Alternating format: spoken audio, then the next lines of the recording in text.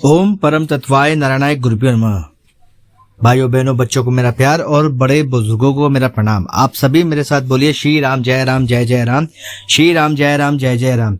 कलयुग में हर व्यक्ति अपने संकटों को समाप्त करने के लिए इधर उधर भागता रहता है, हर जगह जाता है, माथा टेकता है और कभी कभार ऐसे तांत्रिक या ओझों के चक्कर में पड़ जाता है जहां पे उसका बहुत नुकसान होता है और जिसके कारण उसका भगवान पर भरोसा उठ जाता है। उसको लगता है कि जैसे उसके साथ ठगाई भगवान ने की है, पर इसमें भगवान की कहाँ गलती या दोष है। ये तो हमारी गलती है कि हम उनको पहचान नहीं पाते और हम ठगे जाते हैं। हम एक बात अच्छी तरह जानते हैं कि हमारे जीवन में जो भी कष्ट आते हैं वे भगवान हमें नहीं देते हैं। जी हाँ, ये कोसते तो हम लोग बहुत हैं कि भगवान ने हमको ऐसा किया, लेकिन भगवान कभी किसी को कष्ट नहीं देते। वे कष्ट हरता है, वो कष्ट देता नहीं है। वे कष्ट सबके हरते हैं। वे कष्ट हमारे प्रारब्ध के कारण और प्रारब्ध के पापों के कारण हमारे जीवन में आते हैं, जो तरह तरह के विकराल रूप लेके हमारे जीवन को त्रसित कर देते हैं। भगवान कभी भी दंड नहीं देते, वे हमेशा कृपा करना जानते हैं और कृपा ही करते हैं। ताकि तभी उसका उदाहरण है कि जब हम कहीं संकट में होते हैं, हम जब भगवान को पुकारते हैं तब भगवान साक्षात मदद करने आते हैं।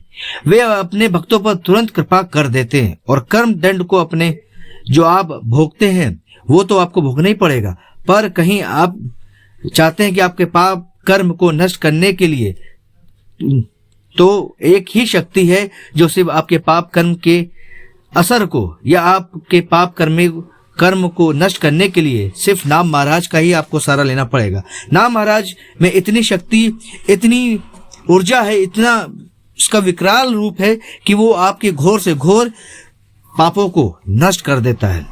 आज ये दास जो आपको कथा बताने जा रहा है वो ऋषभ भैया की है।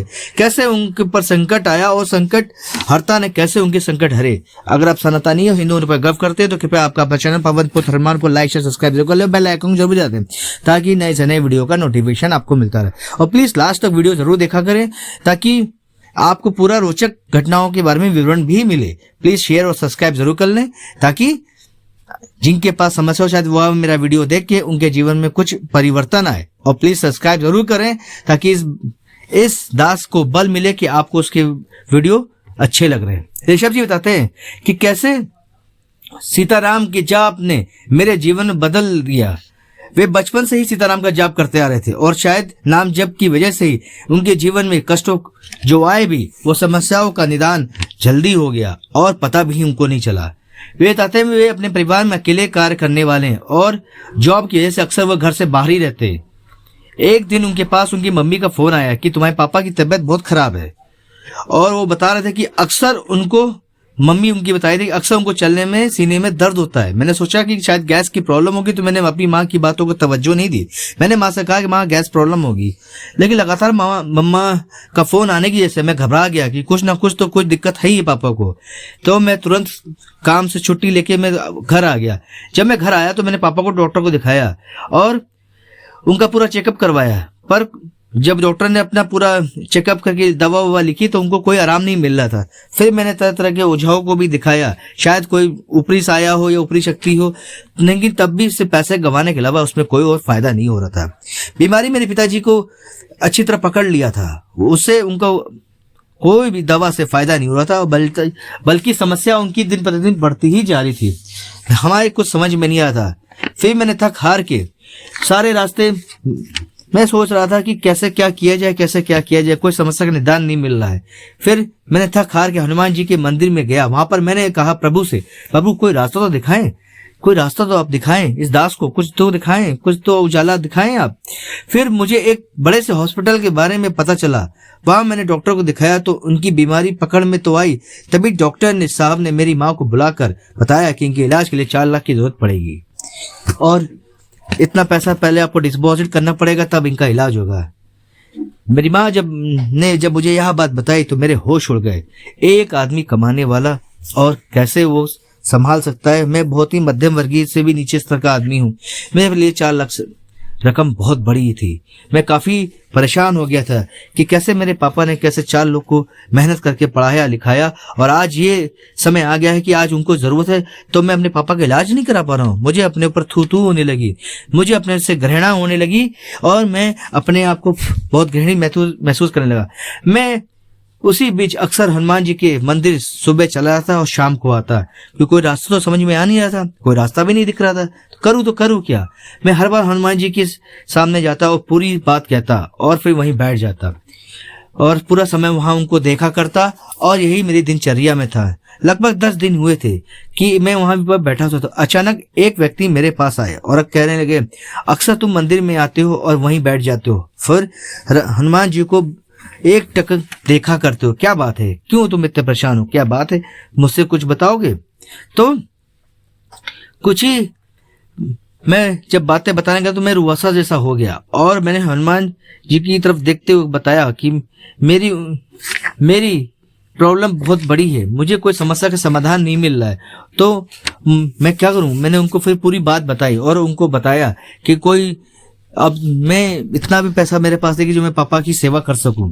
फिर वो व्यक्ति थोड़ा हंसा, फिर उन्होंने एक कार्ड मेरे अपना जेब से कार्ड निकाल के मुझे दे दिया और मुझसे कहा कि सुबह मुझसे मिलना।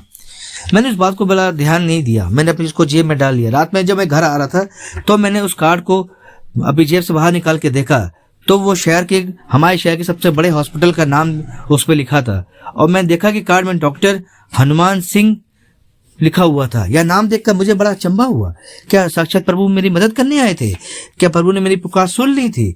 मुझे तो ऐसा ही लग रहा था। हनुमान जी को शायद मेरे ऊपर दया आ गई थी, क्योंकि साक्षात हनुमान जी के रूप में वो डॉक्टर आके उन्होंने मुझे कार्ड दिया था। जब मैं उस हॉस्पिटल में गया तो मैंने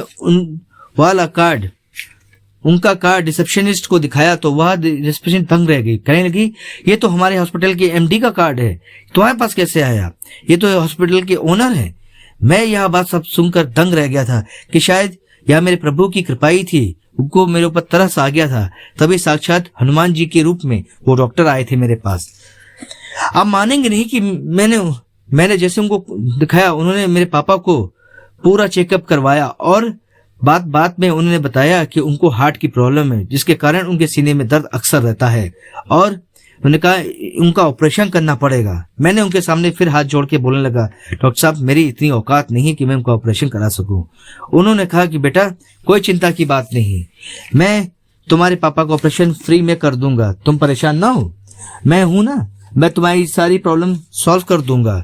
उनके ये बातें सुन के इनकी इतनी दया मेरे ऊपर थी कि मैं क्या कहूं, मैं कुछ भी कह नहीं पा रहा था। मेरे हनुमान जी की कृपा से मेरा कार्य होता जा रहा था। जब मैंने कहा जाता ना कि जब आपके बस के कार्य ना हो आप भगवान पर छोड़ दें, भगवान फिर आपका कार्य करने लगते हैं। शायद यही हुआ था। मेरी स्थिति देख के हनुमान जी को शायद मेरे ऊपर दया आ गई थी। मैंने सब कुछ उन्हीं के ऊपर छोड़ दिया था और प्रभु ने मुझे रास्ता दिखा दिया था।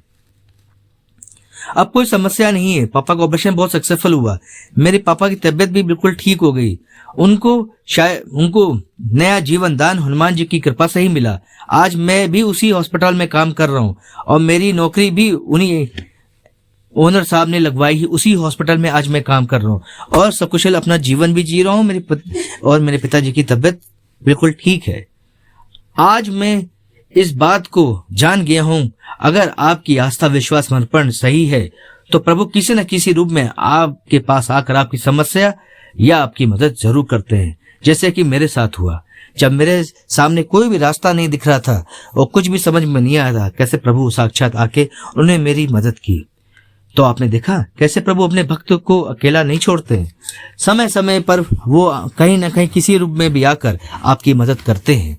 तो कैसी लगी आपको इस दास की आज की कथा? अगर आपको इस दास की कथा अच्छी लगी हो तो कृपया आपका अपना चैनल, और आप सनातनी होने पर गर्व करते हो, हिंदू होने पर गर्व करते हो, तो आपका अपना चैनल पवन फूड धर्मा को लाइक शेयर सब्सक्राइब जरूर कर लें। और किसी पास भी कोई भी अनुभव हो तो प्लीज प्लीज प्लीज शेयर मेरे ईमेल आईडी में जरूर करें, ताकि मैं उस पर वीडियो से कॉल करके आपके संस्मरण उस वीडियो से बना सकूं और लोगों को जागृत कर सकूं, लोगों को जोड़ूं कि आप भी इस मुहिम में, नाम जप की मुहिम में लग जाएं और अपने जीवन में परिवर्तन लाएं।